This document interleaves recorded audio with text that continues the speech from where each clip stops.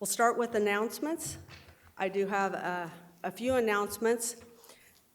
In accordance with updated CDC guidelines, fully vaccinated individuals are free to unmask at city council meetings if they so choose. We highly encourage those who have yet to be fully vaccinated to continue to wear their mask for their own safety, and we would highly encourage you to get vaccinated.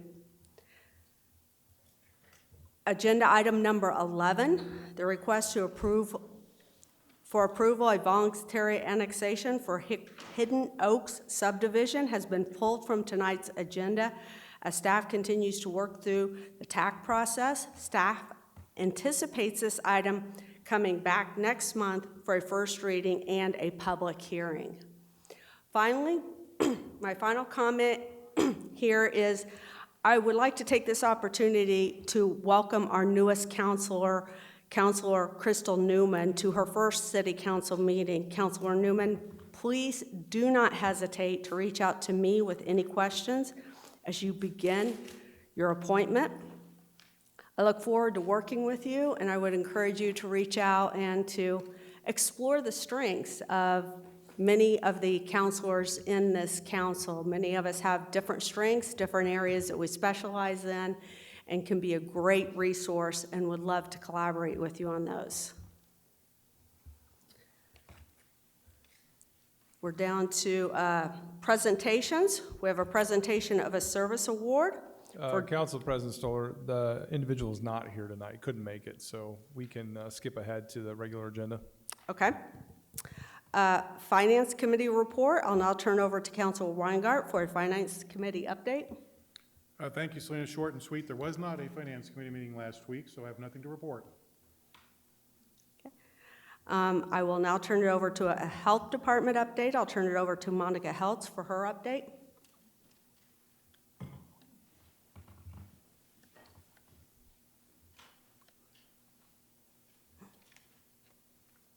Hello, Council.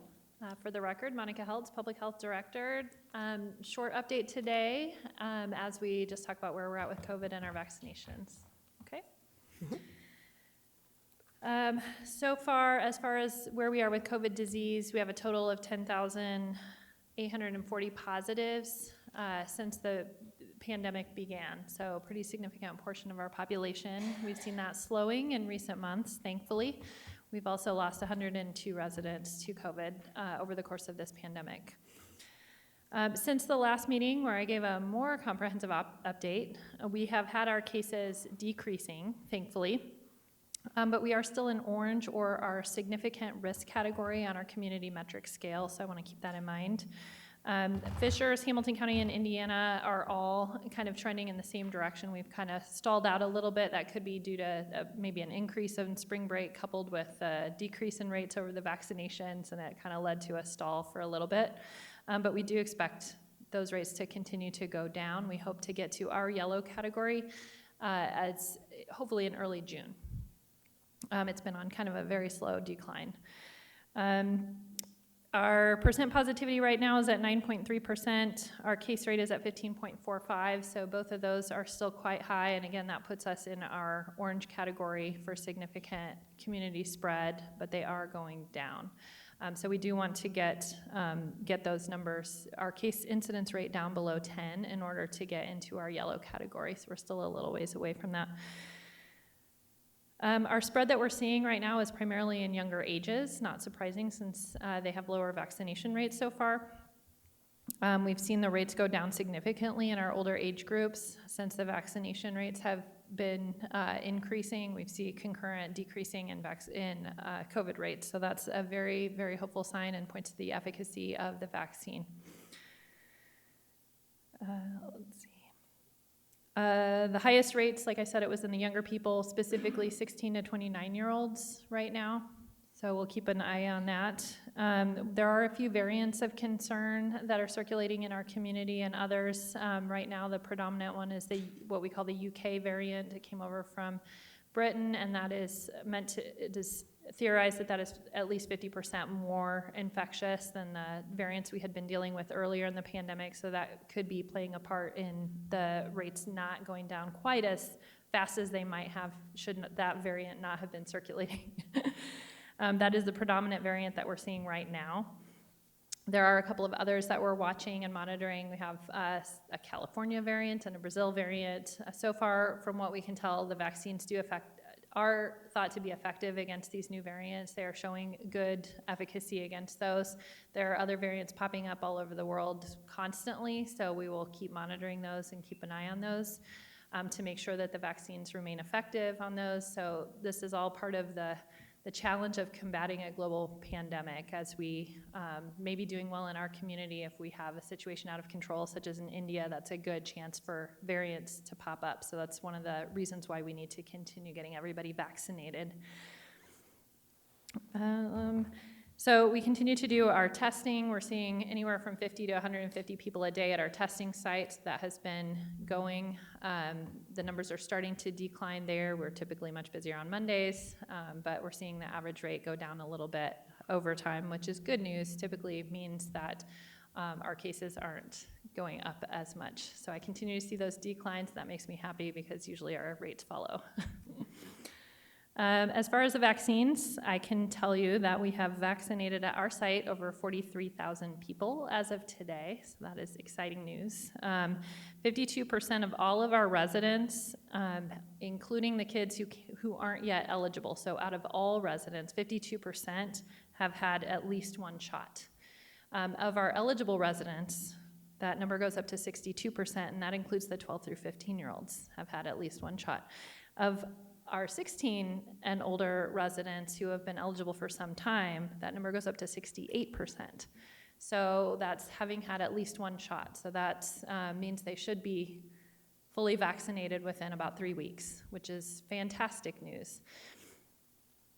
Of the fully vaccinated, our 44% of our total population is fully vaccinated. That's 52% of our 12 and ups, and 57% of our 16 and ups. So this is really incredible. We continue to outpace the entire state in our vaccination rates in every age category. Right now we are beating the vaccine rates in every age category by as small as 13% from the state average and as large as 29% in the case of the 40 to 49-year-olds. So that is also, again, pretty incredible. So I'm very excited that our residents have taken up the vaccine as well as they have. We continue to do vaccines every single day, and we look forward to seeing the remainder of our residents at our site or any other site so that we can get back to normal as fast as possible. We have started doing some pop-up clinics around the community in different locations. I know I saw you, Councilor Weingart, at the market on Saturday. And we actually vaccinated almost 60 people at the farmers market just this Saturday by being there, so we're going to continue doing that every week. We've also gone to some neighborhood associations, and we're working with local businesses and going out and about in those various situations to get people who may not have the time or the energy to try to figure out how to schedule an appointment on the website or whatever the reason is. We're just going to put ourselves in front of as many people as we can to offer the vaccine and make sure that we continue to get people vaccinated. I would still like to see a solid decline in our case rates, so getting out of that significant risk community spread category before we declare any kind of victory, but all of these indicators are heading in the right direction. So I am very, very pleased with how far we come so far. I don't have any other updates today. I did leave you guys a printed copy of our annual report that we discussed at the last meeting. So if you have any other questions, I would be happy to take those. I have one. Yes. Did you say our city fully vaccinated rate, how does that compare with Hamilton County? It is higher. It is higher than Hamilton County. Yes. Our fully vaccinated rate is higher than every jurisdiction that we can get reports on. So every county, as the state reports it, except for in the fully vaccinated category, we still are lagging slightly behind Ohio County, that tiny county with less than 5,000 people in it. I don't know what they were doing there, but our first dose rate is higher than everybody else. Okay, thank you. Yes. They had a tractor pull there. Did they? We'll have to have one of those then. One item, we are planning to have a business call, hopefully scheduled, Megan, I don't know if we got that scheduled yet, but sometime this week. At this point, really, a lot of the questions we're getting are from the business community as they try to navigate, do I have my staff not wear a mask? Should they wear a mask? And a lot of these are boiling down to, frankly, business decisions for them. But we're actually trying to bring an employment lawyer as a resource for them to just ask as many questions as they want. Because I know it's a confusing time for business owners to try to navigate this. So hopefully we'll have another one of our business calls here this week or early next week, depending upon what we can get scheduled, and share the resources that we have available so that they can ask, timely questions to navigate their business, because it is confusing as they try to open back up completely. Yeah, right before I came here, I think there was a news report on the nightly news about how confused everybody is about that new guidance, which is unfortunate. I think from a individual guidance level, it is very appropriate. We're all very safe sitting here knowing that, I've been vaccinated. I feel very safe sitting around all of you guys in a setting with this many people in it. However, from a public health, from a larger population standpoint, and from a business standpoint, I think it gets a little bit tricky, especially when not everybody's eligible for vaccine yet. A quick question I've got from a few residents is about Sure. the upcoming flu season. Because there was a lack of one, their concern is, do we know what vaccine is for that and when we start working on that as a city?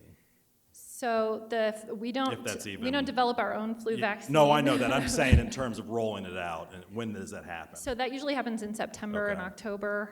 That's when we start getting vaccine for the upcoming flu season. So they'll be looking at the rates that as the flu variants that are happening now in the southern hemisphere to develop the new variants for the flu vaccine for our winter. So it's kind of a rolling cycle on how they develop those. Okay. I think the other thing, Councilmember Zimmerman, that we're watching carefully is whether or not there'll be a booster shot required with any of Yeah. these vaccines and what that will mean for our resources moving forward. That's yet to be determined. And also, it's yet to be determined whether they'll rely on public health systems to deliver that or whether it'll be, hey, go to your local, whoever your physician is, and get your shot. I mean, that's all pretty fluid at the moment. Right. I just think the success of the Marsh Plaza with Yeah, no, regard I to agree. this, Yeah. we're thinking in terms of the questions I get about the flu, like, Yeah. is it something just to continue to roll until we get through that potential booster and maybe that flu season? I don't know. Monica's happiest place is when she's giving people shots. So I'm sure she'd be happy to do This that. is true. Yeah. Scott, I do have one, about a year ago, if I can kind of give everybody a little trip down memory lane, we appropriated $2 million to the health department, and through grants and other things and leases here as well to our controller, we've transferred $1 million back to the general fund, correct? I think it's Yeah. at least that amount. 1.8 million. 1.8 million, so we transfer back, so really that appropriation, that $2 million, we only have used 200,000 of that 2 million, it's $1.8 million's gone back. And what's our tax rate compared to Hamilton County for the health department, what's that? Yeah, so we've done the math on this. So our tax rate for our health department is, I think, there's only 3 health departments in the state lower than ours, and ours is lower than Hamilton County. So the good news in parallel to the services that Monica and her team have provided is that we've actually, from a tax implication, we've lessened the burden on Fisher's residents. And then with Lisa's work and her team, well, it's not all said and done yet, but we feel pretty confident that 95 to 98% of the funds allocated to provide these services to our residents, we were successful in securing reimbursements from the federal government. So, to be able to administer 45,000 vaccines and 50,000 tests for $200,000. And I'm cautiously optimistic if we get reimbursed for the shots that we're providing, we may actually be on the net positive side of cash. So, John, you're right in that we're really, really optimistic that from the financial story here is as good as the level of service that Monica and her team have been able to provide. So, more to come on that front. We look forward to diving into that more at the Finance Committee level here in the near future. Thank you for the report, I want to kind of dig into that, and may have some questions for us after I read through it some more. Thank you. Monica, go ahead. Fisher's businesses are allowed to choose what they want to do with masks at this time? Yeah, so we don't have any mandates. We haven't for the past month. So there are no mandates except for the masks are still required in schools, and that is under the governor's executive orders.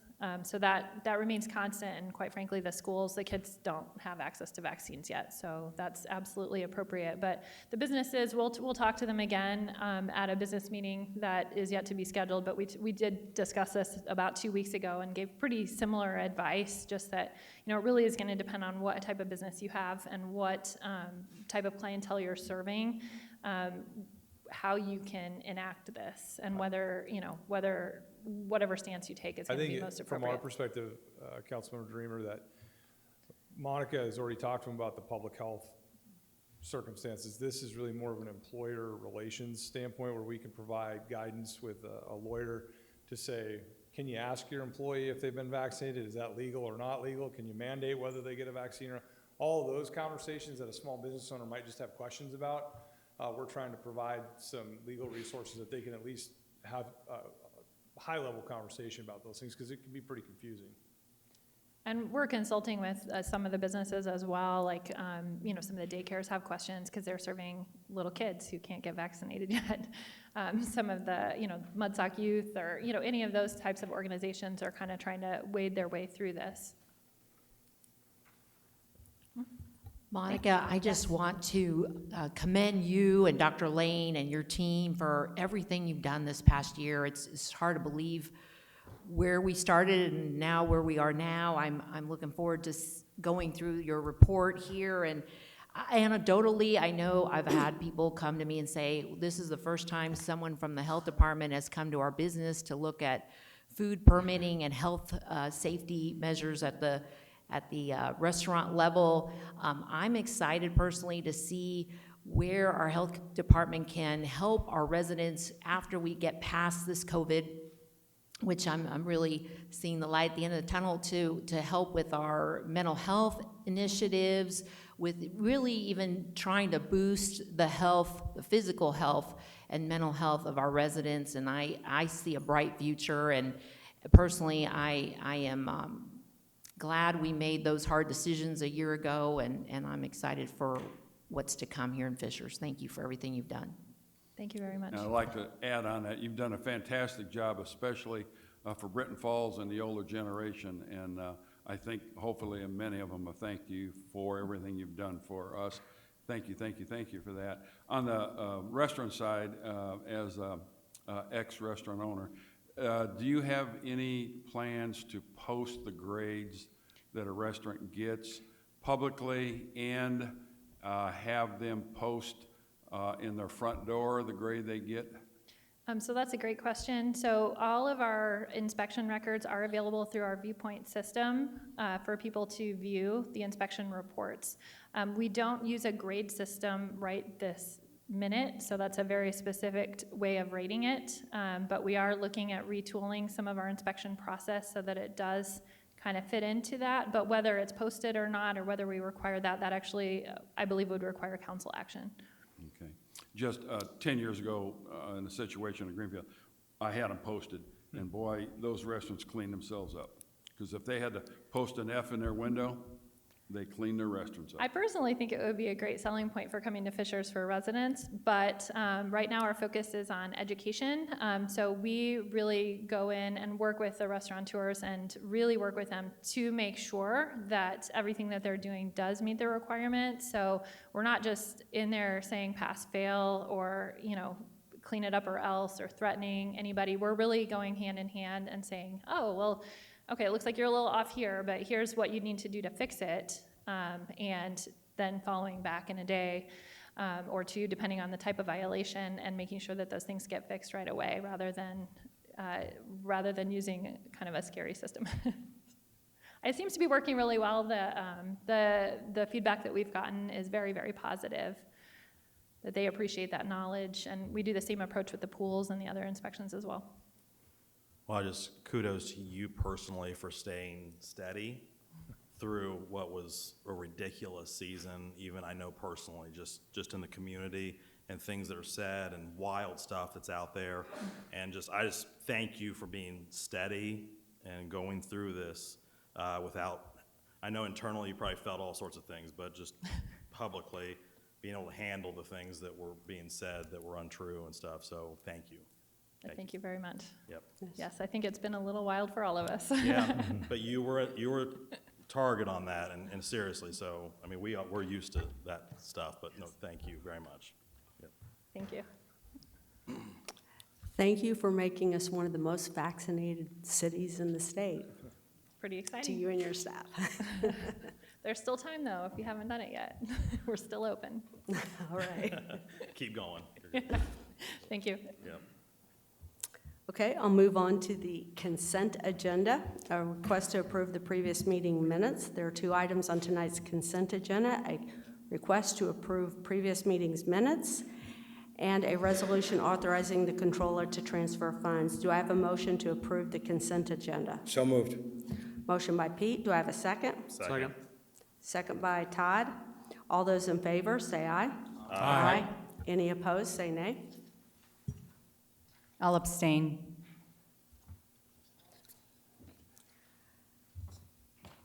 Item number 8, R051721A, a resolution of the Common Council approving 2020 tax abatement.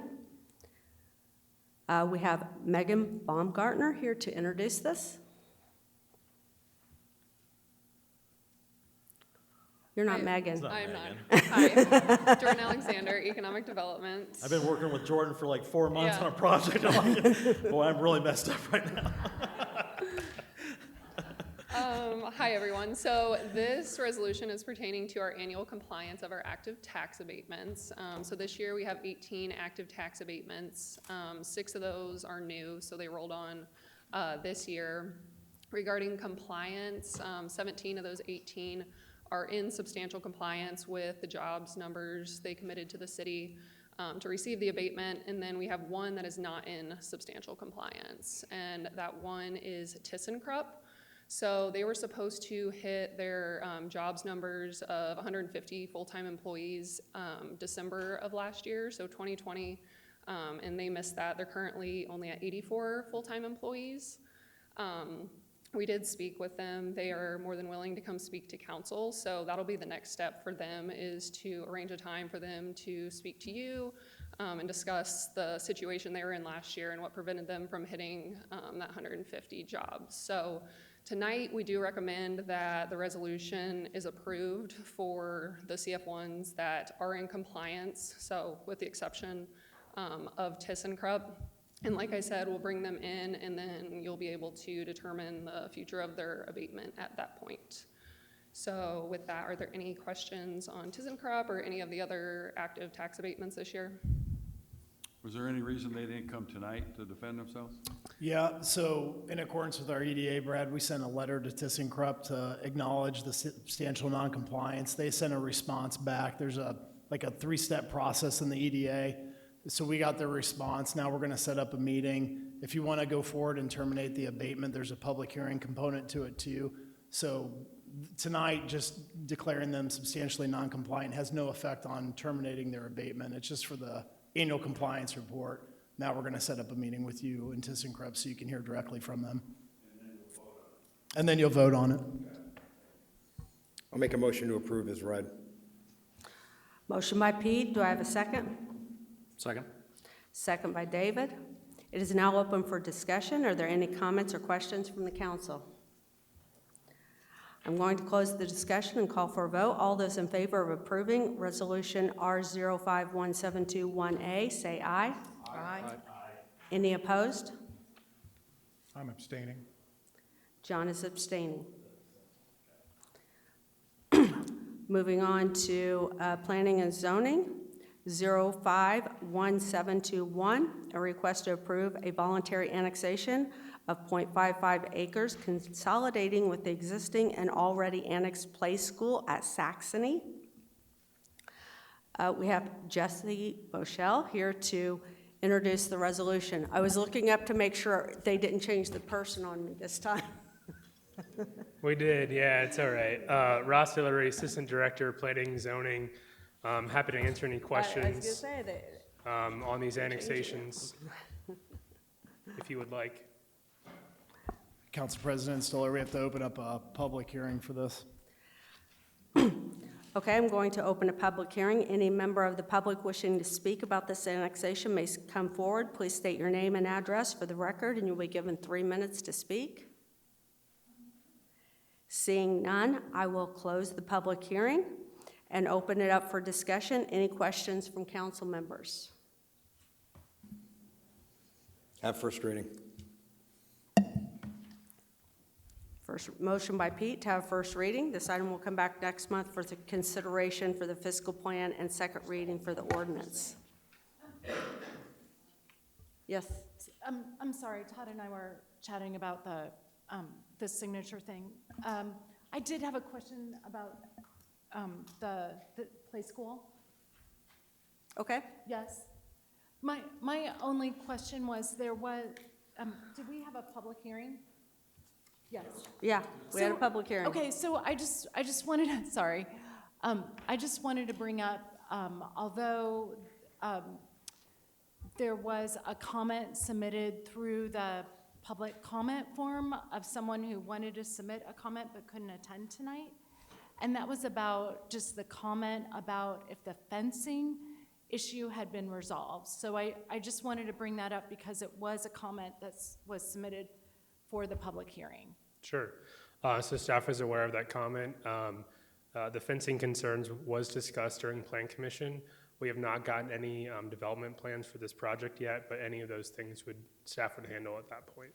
So it is on the radar screen, but has not been fully resolved yet. That is correct. Got it. We per the planning commission, when we dealt with that, one of the major items, and I was one of the people who kind of jumped on that, was the fact that there would be a requirement for consistent fencing around that entire property. So again, we've got an annexation which doesn't really apply to what goes on there, and I know talking with Megan and her staff that they are fully aware, so that will come at a secondary point.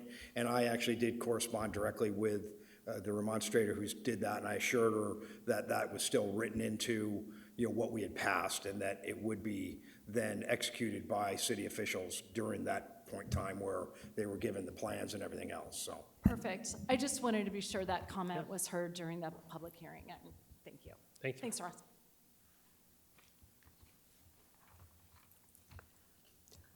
Okay, moving on to item 12, 041921A, a request to approve a utility easement vacation of the City of Airport Authority. President, can we do item number 10, please? Pardon? Can we do item number 10? Yeah, it should be. Okay, sorry, I got my papers mixed up. Okay, item number 10, 051721A, request to approve a voluntary annexation of 3 acres. Ross, do you want to introduce this? I keep looking up, it's like, who's going to be there? Not a problem. Tonight before you, ordinance 051721A, voluntary annexation. This is first reading and public hearing for the Giuliani property. It is 3 acres located off of 131st Street. Happy to answer any questions. We do have a petitioner representative here if you have any questions for them as well. Okay, I'm going to open up the public hearing. Any member of the public wishing to speak about this annexation may come forward. Please state your name and address. For the record, you will be given 3 minutes to speak. Seeing none, I'm going to close the public hearing and open it for discussion. Any questions from council members? have first reading. Motion for first reading. This item will come back next month. Okay, now we'll go on to item number 12, 041921A, a request to approve a utility easement vacation of the Indianapolis Airport Authority. Good evening. Again, Ross Taylor, Assistant Director, Planning and Zoning. Before you tonight is ordinance 041921A, which is a utility easement vacation. This is the second reading. It is a utility easement vacation for the Indianapolis Airport Authority. Before you here is a map of that location. The easement is located north of 96th Street and covers multiple parcels on the Indianapolis Airport Authority property. City Council did hear this easement vacation for first reading in April. Part of that vacation you'll see here is 2 separate easements, both running concurrently. Based on the nature of this easement vacation, the adjacent property owners, the joint owners of the Nickel Plate Rail Corridor, were notified and have not remonstrated. That includes the Hoosier Port Authority, the City of Noblesville, and the City of Fishers here. I will make one note as a change from our last meeting. The City of Fishers has met with policymakers from the City of Indianapolis about the development of this area, and staff is collecting feedback from both Fishers and Indianapolis residents in this area, and we'll be preparing a town hall meeting. This date has not been set yet, but we'll make sure that residents, both Indianapolis, Fishers, and City Council will be aware of those dates through our PR channels and welcome anyone to participate. With that tonight, staff recommends that council holds a second reading and approve as presented. Happy to answer any questions. Do I have a motion to approve? So moved. Motion by Pete. Do I have a second? Second. I'm now going to open it up for discussion. Any questions or comments from the council members? Do we have any? Ross, I believe this is the case, but in your exhibit, it had a large red square. Perfect. And then if you go to the very next one, that's actually, it looks like most of the easement is along 96th Street along the north side, which I believe was there from before 96th Street was widened. It probably had a side ditch. Then it was widened, a sidewalk was there, a curb and gutter, and a storm system. So that's probably why the easement was there, is from that previous case. Is that essentially the way to think through this? That's to my understanding too, and on this map, I'm not sure if I can zoom in, but you can kind of see a drainage swale located around this area here, which is where that easement is located. Right. And that's what I just saw the big red, and it's not, in my mind, it's more along 96th Street along the north side of where That's that new correct. curb It's is. just across those multiple parcels. Okay, thank you. Okay, I'm going to call for a vote. All those in favor of approving ordinance 041921A, say aye. Aye. Any opposed? Say nay. Thank you. Welcome. Moving on to item number 13, 041921B, consideration of a text amendment to section 3.4.2 Municipal Airport District. We have Megan Schaefer here. Yes, thank you. Megan Schaefer with the Planning and Zoning Department. So this item is for final reading of a UDO text amendment to the Municipal Airport District. So this district really is confined to this one area that we were just discussing, just north of 96th Street, where the existing airport is. In 2016, the city had developed a master plan for this area, and now we're getting into some more details of what those projects could look like, and have found that our standards for this district are really too restrictive for any development. So with that, we're requesting a UDO text amendment to update some of the development standards for this district. So you can see here in red, the minimum lot area was 150 acres. That's not reasonable for any development. And so we're really updating these standards to more align with our commercial and industrial districts. This did go before Plan Commission in May, and a unanimous favorable recommendation was sent to City Council. Staff would recommend approval of tonight's item. Okay, do I have a motion to approve ordinance 041921B? So moved. Motion by Pete. Do I have a second? Second. Second by John. I'm now going to open it up for discussion. Any questions or comments from the council members? Megan, the side setback's only 25 feet for industrial buildings? That is correct, yeah. Well, I think that aligns more with our C3 standards. I think it might be 30 feet currently. That's how the ordinance is written for side and rear setbacks. And what's the right-of-way width of the existing roads? The right-of-way width of the 96th Street, Yeah. it's a primary arterial. I think it's a 60-foot half right-of-way. Okay, let's look 20 years down the road. Are we gonna need some right-of-way for some more lanes? 25 feet's awful close. If we got any future expansion, doesn't make sense to have to go pay for something Yeah. 20 years down the road. So in our comp plan, which is the Fisher's 2040 plan, it's just identified as a primary arterial, which is the 120-foot total right-of-way, so 60-foot half. We have taken a look at the most recent development for this area, and 25 feet makes sense both from engineering and planning. Just don't want to do something today and then none of us will be here that'll have to deal with the problem tomorrow type thing. So just want to bring your attention because we've got some other problems. Thanks. I I think it's a good thing to look at. The development that's under consideration right now, I don't think we have any immediate concerns about it being up close to the street like that, but I think long-term, we may want to look at that. And I'm a little surprised by that number, just in general, under that classification, because I agree with you that in the locations that this would be at, that 25 feet isn't a lot of space. So that's something we could look at longer term, but I don't believe it's an immediate issue for this particular case.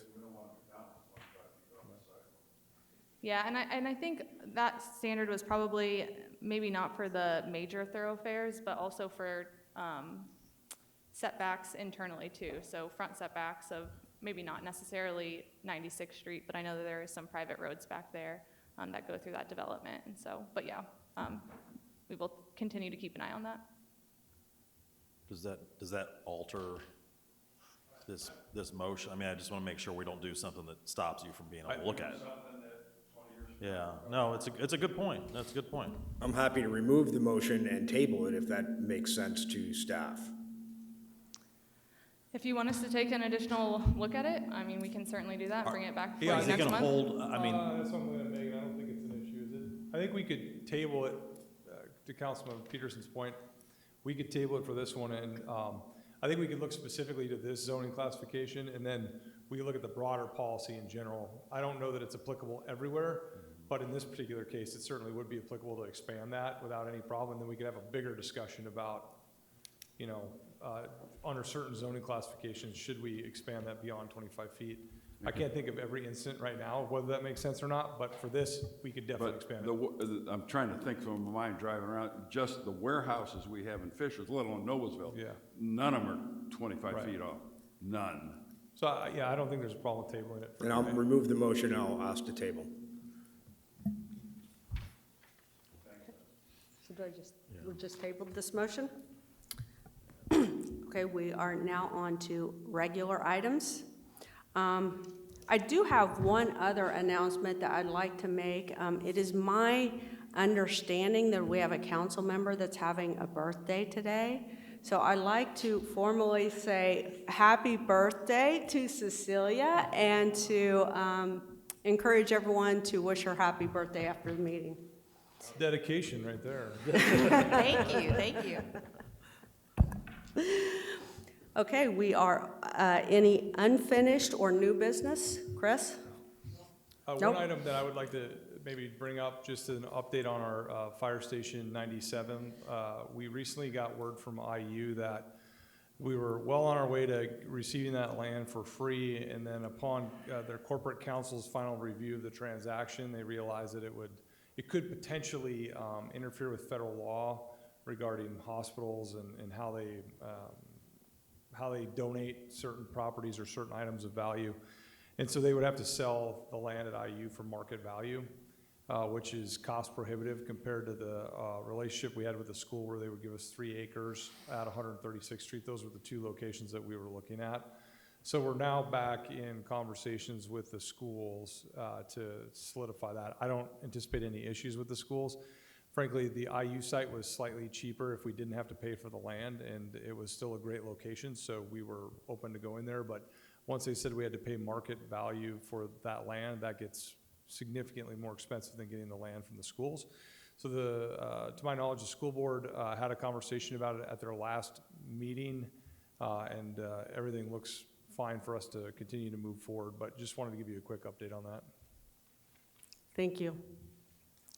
We're now to the community comment. All public comments submitted on the city's website before noon today have been circulated to council members and will be included on the record of tonight's meeting. I'm now going to open up for community comment section. Any member of the public wishing to address the council may come forward. Please state your name, address for the record. You will be given 3 minutes.